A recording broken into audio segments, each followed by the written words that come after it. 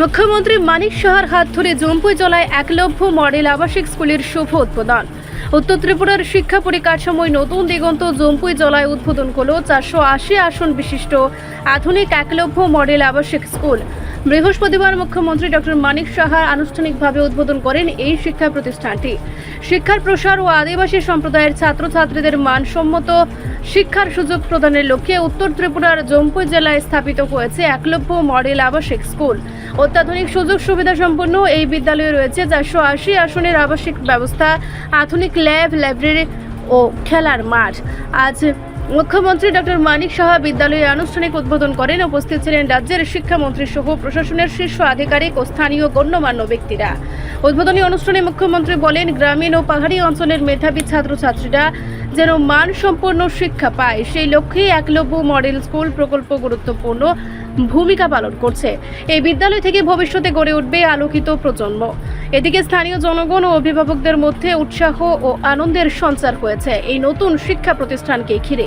শিক্ষা বিকাশের নতুন অধ্যায় রচনার পথে জম্পুই জেলা একলব্য মডেল আবাসিক স্কুলের উদ্বোধনে রাজ্যের শিক্ষা ক্ষেত্রে যুক্ত হলো আরেকটি উজ্জ্বল পালক। মাননীয় ট্রাইবাল ওয়েলফেয়ার ডিপার্টমেন্টের মাননীয় মন্ত্রী শ্রী বিকাশ দেববর্মা মহোদয়, উনি আপনাদের সামনে বিস্তারিত আলোচনা রেখেছেন। আমাদের মাঝে এই এলাকার অত্যন্ত জনপ্রিয় বিধায়ক শ্রী মানব দেববর্মা মহোদয়, এই গুলাঘাটি অ্যাসেম্বলি কনস্টিটিউয়েন্সির, উনিও ওনার বক্তব্য আমাদের সামনে রেখেছেন। মঞ্চে উপস্থিত আছেন শ্রী বীরেন্দ্র কিশোর দেববর্মা, প্রাক্তন এমএলএ তথা জম্পুইজল আরডি ব্লকের বিএসির চেয়ারম্যান। উপস্থিত যিনি স্বাগত ভাষণ আমাদের সামনে রেখেছেন ট্রাইবাল ওয়েলফেয়ার ডিপার্টমেন্টের secretary doctor K Sashi Kumar. উপস্থিত এই জেলার যিনি ডিস্ট্রিক্ট ম্যাজিস্ট্রেট এবং কালেক্টর শ্রী সিদ্ধার্থ শিব জয়সওয়াল এবং Shri Subhasis Das, director tribal welfare ডিপার্টমেন্টের। তাছাড়া এসপি ওয়েস্ট শ্রী নমিত পাঠক এবং এখানে উপস্থিত ট্রাইবাল ওয়েলফেয়ারের সমস্ত যারা অফিসার্স থেকে শুরু করে অন্যান্য যারা কর্মচারী বৃন্দ এখানে উপস্থিত এই স্কুলের যিনি সম্মানিত প্রিন্সিপাল এবং অন্যান্য ফ্যাকাল্টি মেম্বার্স, এবং বিশেষ করে যাদের জন্য আজকের এই আয়োজন, আমার প্রিয় ছাত্রছাত্রীবৃন্দ, এবং এখানে উপস্থিত এই এলাকার যারা বিভিন্ন নাগরিক বৃন্দরা এখানে উপস্থিত আছেন, বিশিষ্ট নাগরিক বৃন্দরা এখানে উপস্থিত আছেন, এবং এখানে আমার যারা মিডিয়া বন্ধুরা আছেন, সবাইকে আজকে এই একটা সুন্দর একটা মহতী অনুষ্ঠানে উপস্থিত থাকার জন্য হার্দিক অভিনন্দন ও শুভেচ্ছা জানাচ্ছি। এখানে আমার পূর্ববর্তী বক্তারা অলরেডি ওনাদের বিস্তারিত আলোচনা রেখেছেন, কিন্তু আমরা জানি ইএমআরএস একটা ফ্ল্যাগশিপ একটা প্রোগ্রাম, সেটা মিনিস্ট্রি অফ ট্রাইবাল অ্যাফেয়ার্স থেকে শুরু হয়েছিল এবং সেটা এস্টাবলিশড হয়েছিল under article 275(1) of the Indian constitution. যদিও এটা শুরু হয়েছিল 1997-98-এ, কিন্তু তার মধ্যে কনস্টিটিউশনকে থাকা সত্ত্বেও সেইভাবে কিন্তু সেটাকে যে ট্রাইবাল যে আমাদের জনজাতিরা আছেন, বিশেষ করে ভালনারেবল যারা শ্রেণী, তাদের যে প্রকৃত অর্থে তাদের যে ব্যবস্থা সেটা কিন্তু দেখা যায়নি।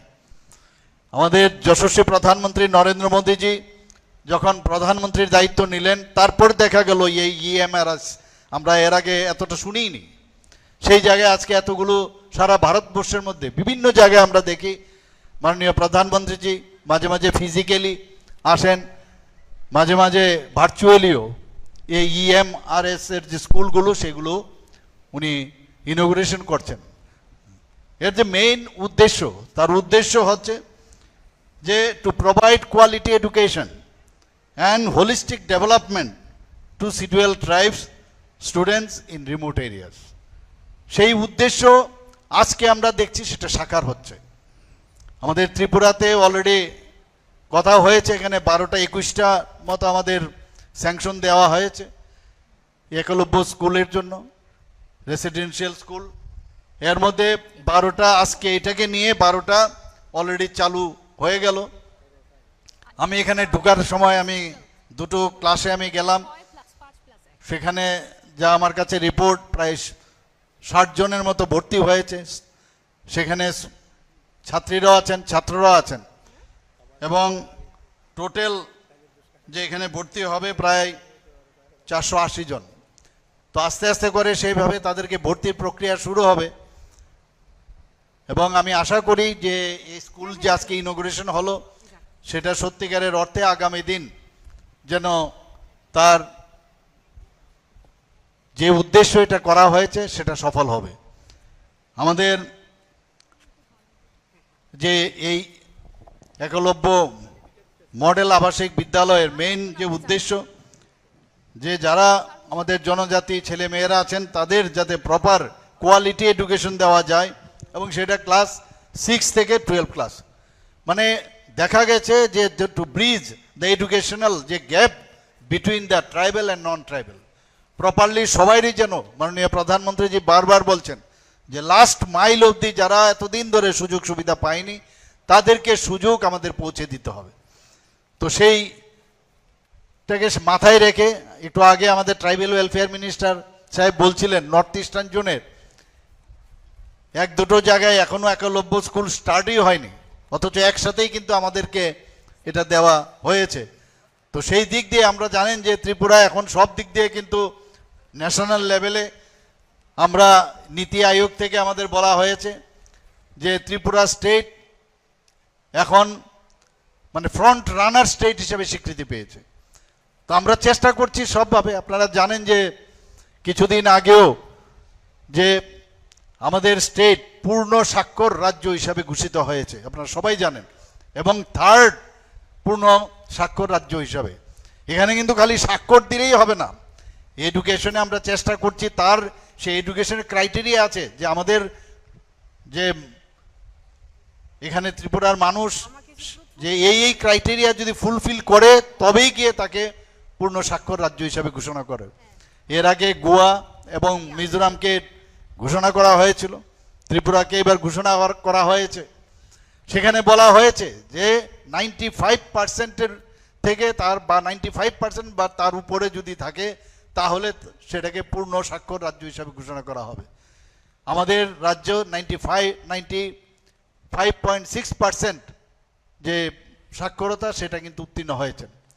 বাকি যেটা আছে, অনেকে আছে অসুস্থতার কারণে সেইভাবে যে ক্রাইটেরিয়া রাখা হয়েছে সেইভাবে তারা ফুলফিল করতে পারেনি, এবং যে ইউনেস্কোর যে গাইডলাইন সেখানে বলা হয়েছে যদি 95% হয় তাহলে এটাকে 100% ধরা হবে। সেই দিক দিয়ে কিছুদিন আগে আমরা সেটা সেই যে দিবস পূর্ণরাজ্য স্বাক্ষর হিসাবে যে দিনটা ঘোষণা হয়েছিল সেদিন আমরা কিন্তু সেটা করেছি। রিপোর্ট সংবাদ প্রতীক্ষা।